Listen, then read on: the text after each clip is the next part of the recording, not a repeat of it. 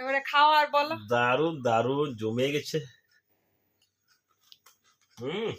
কেমন লাগছে? সবার সুন্দর। ও বাস মিতালি কি নিয়ে বসেছো? পাপড় পাপড় করিস রে, পাপড় আরে নাকি?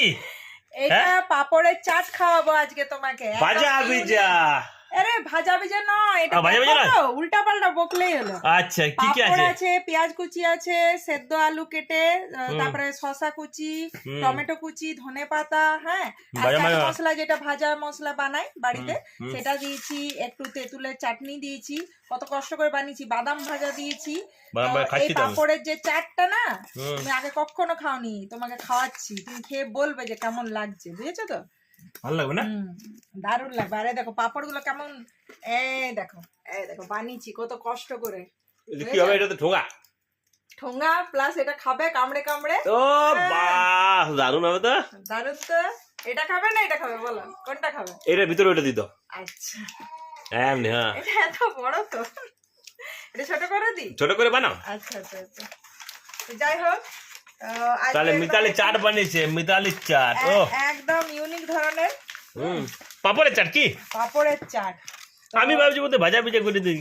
চাট আমি তো ভাজা ভিজা আগে বানিয়েছি, কিন্তু এই পাপড়ের চাটটা আজকে খেয়ে বলো কেমন হয়েছে। এটাতে পাপড়ের টুকরাও দিয়েছি। আচ্ছা, এটা আলু সিদ্ধ আছে, হ্যাঁ, শসা আছে, হ্যাঁ সব আছে, আর পেঁয়াজ কুচি, বাদাম ভাজা। এটা খেতে যা ইউনিক লাগবে না। এই যে ধনেপাতা আছে, একটু লঙ্কা দিবে গো।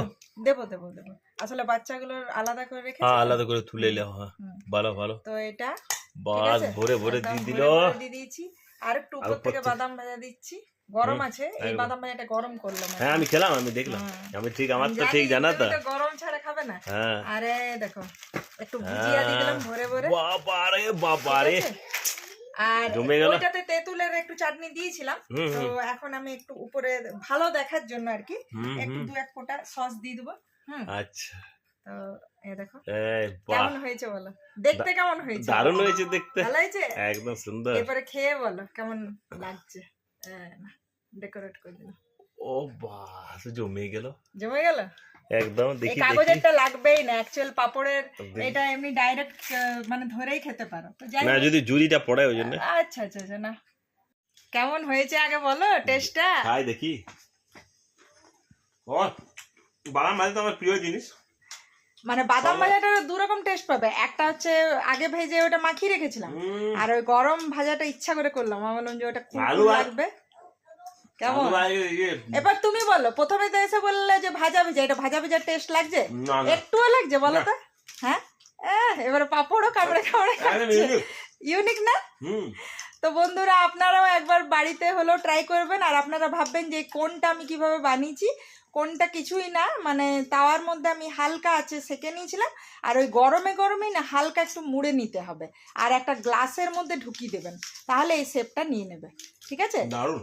তো এই দেখুন, হ্যাঁ এই শেপটা, কোণের যে শেপটা এটা নিয়ে নেবে। ঠিক আছে? তো এটা গরমে গরমেই করতে হবে, মানে একটু ঠান্ডা করা যাবে না, নাহলে তো হার্ড হয়ে যায় না পাপড়টা। তো যাই হোক, আর এটাও কিন্তু হেলদি একটা খাবার। দেখুন, এটা বিকেলের আজকে টিফিন আমাদের বাড়ির। তো আপনারাও ফ্যামিলির সাথে এনজয় করুন, আর এরকম ইউনিক ইউনিক মানে রান্না দেখুন, আর অবশ্যই বানান, কারণ এটা তেল নেই, শসা কুচি, আলু কুচি, পেঁয়াজ কুচি, আর আছে ধনেপাতা, আর আমি তো বাড়িতে বানিয়ে রাখি যেটা ভাজা মশলা। হ্যাঁ, তো সব মিলিয়ে দিলাম, আর একটু তেঁতুলের চাটনি বানিয়েছিলাম সকালে, ওটা মাখিয়ে দিয়েছিলাম যে একটু চটপটা টেস্ট লাগবে। হ্যাঁ, আর বাজার থেকে এনেছিলাম ভুজিয়া, ওইটাই উপর থেকে দিয়েছিলাম, আর একটু আলাদা করে বাদাম ভাজা গরম মানে করে রেখেছিলাম, যাতে একটা কুড়কুড় টেস্ট লাগে। এই যে খেতে খেতে পাঁপড়ও খাচ্ছে, সাথে চাটটাও খাওয়া হচ্ছে, আর পেটও ভরে যাবে। একটা মানুষের পেট ভরবে না বলো? হ্যাঁ, তো বাড়িতে যদি কোনো গেস্টও আসে না, শশা এসব থাকলে, পেঁয়াজ কুচি থাকলে বাস, আর বাদাম টাদাম এগুলো বাড়িতে থাকে। আলু সেদ্ধও দেখবেন অনেক সময় আমরা ভাতের সঙ্গে দিয়ে থাকি, তো কখনো এটা ট্রাই করে দেখবেন। চাট খেতে ইচ্ছে করলেই একটু একটু ইউনিক ধরনের, প্লাস হেলদি।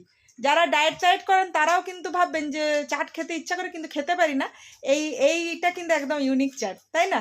তো টেস্ট ভালো লাগছে সত্যি, ভালো তো, ভালো লাগছে।